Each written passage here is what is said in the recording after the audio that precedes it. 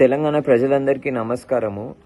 గత కొద్ది రోజులుగా కేబీఆర్ పార్క్కి సంబంధించి ప్రభుత్వము ఎటువంటి ఎన్వైరన్మెంటల్ ఇంపాక్ట్ అసెస్మెంట్ చేయకుండా, లేకపోతే మిగతా ఏవైతే పర్యావరణానికి సంబంధించి ఒక ఈకలాజికల్ సెన్సిటివ్ జోన్లో ఏ ప్రాజెక్టు చేపట్టినా దానికి సంబంధించిన క్లియరెన్సెస్ని, లేకపోతే దానికి సంబంధించిన అంశాలని చేపట్టకుండా ఏదైతే కేబీఆర్లో చెట్లను నరుకుతూ ఒక ఫ్లైఓవర్ నిర్మాణం చేస్తుందో దానికి సంబంధించి మీరు అందరికీ తెలుసు. గత కొద్ది రోజులుగా దగ్గర 15 రోజులుగా అందరం కలిసి ఉద్యమాన్ని నిర్మిస్తున్నాము. అందరము పీస్ఫుల్గా మరియు లీగల్ ఫ్రేమ్వర్క్లో ఏ విధంగా అయితే నిరసన చేయగలుగుతామో ఆ విధంగా నిరసన చేపట్టుతున్నాము. క్యాండిల్ మార్చులు చేస్తున్నాము, పోస్టర్లు పట్టుకొని నిల్చుంటున్నాము, వీడియోలు రికార్డ్ చేస్తున్నాము.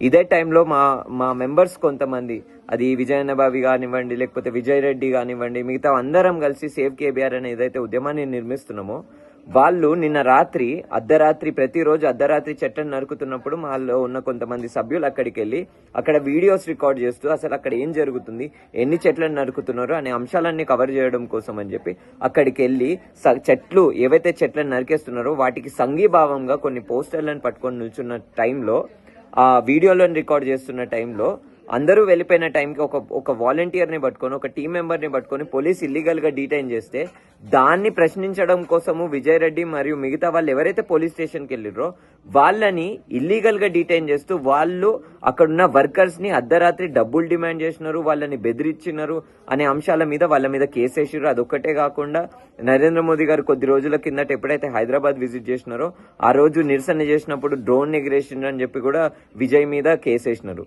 కాబట్టి నేను మీ అందరికీ చెప్పాలని అనుకుంటున్నా, తెలంగాణ పోలీసు ఎటువంటి లాని పాటించకుండా, ఎటువంటి లీగాలిటీస్ని పాటించకుండా ఏదైతే ఇల్లీగల్ డిటెన్షన్ చేసిందో, ఏదైతే ఇల్లీగల్ అరెస్ట్ చేస్తుందో, ప్లస్ ఈ ఫేక్ కేసెస్ని ఏవైతే ఇస్తుందో, అసలు వాస్తవానికి చెప్పాలంటే అసలు మిగతా నలుగురు అసలు కేసు సిచ్యువేషన్లోనే లేరు. వాళ్ళని అర్ధరాత్రి డిటైన్ చేయలేదు. వాళ్ళు పోలీస్ స్టేషన్కి వెళ్తే అక్కడ ఎవరినైతే అర్ధరాత్రి అరెస్ట్ చేసినారో, ఎవరినైతే అర్ధరాత్రి డిటైన్ చేసినారో అసలు ఆ వ్యక్తి డీటెయిల్స్ తెలుసుకోవడం కోసం పోలీస్ స్టేషన్కి వెళ్తే నలుగురిని కూడా డిటైన్ చేసినారు. వాళ్ళ మీద ఇప్పుడు డబ్బులు అడుగుతున్నారు, డబ్బులు బెదిరిస్తున్నారు అనే ఛార్జెస్ వేస్తున్నారు. కాబట్టి నేను మీ అందరికీ చెప్పాలని అనుకుంటున్నా, భారీ సంఖ్యలో ఎంతమంది కాగలిగితే అంతమంది బంజారా హిల్స్ పోలీస్ స్టేషన్కి వెళ్ళండి. ఎంతమంది కాగలిగితే అంతమంది సోషల్ మీడియా రూపంగా మరియు ఫిజికల్గా ఈ రాజకీయ నాయకులందరికీ, ఎమ్మెల్యేలకి, ఎంపీలకి ట్యాగ్ చేయండి. అవసరమైతే వాళ్ళ ఆఫీసులకి వెళ్ళి ప్రశ్నించండి.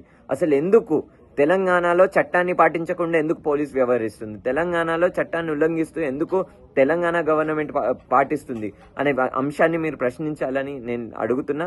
ఇప్పటికీ తెలంగాణ పోలీస్కి మళ్ళీ రిపీట్ చేస్తున్నాము, ఈ ఇల్లీగల్ డిటెన్షన్ని మరియు ఈ ఫేక్ ఏవైతే కేసెస్ వేసినారో విజయ్ మీద, ఇంకా విజయ్ ఎనబావి, ఇంకా దుర్గా ప్రసాద్, ఇంకా మొత్తానికి 5గురిని డిటైన్ చేసినారు. వాళ్ళందరినీ ఇమీడియట్గా రిలీజ్ చేయాలి. ఎన్ని ఫేక్ కేసులు వేసినా కానీ